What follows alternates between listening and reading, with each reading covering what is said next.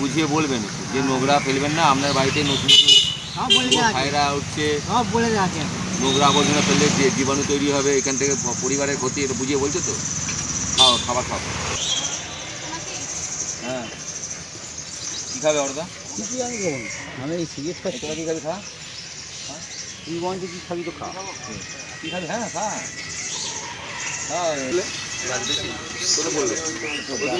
গাজিয়ে জেলেপাড়া, ওখান থেকে তাঁতপুকুর থেকে হয়ে জেলেপাড়া অর্ধেক হয়ে ওই আপনার পূর্ণেন্দুবাবু আছেন আমাদের কি স্বস্তিকা আইসক্রিম হলের কাছে এসে আহিরি পাড়া এলে তবে আমাদের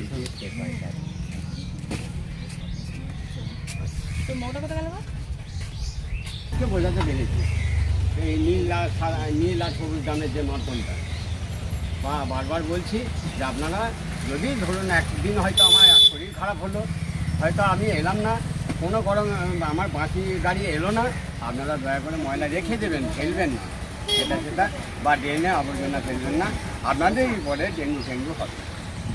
আমরা এটা স্যার আমাদেরকে যেরকম বুঝিয়ে দিয়েছেন আমরা সেরকমভাবে বলি, আর সেটাই চেষ্টা করব।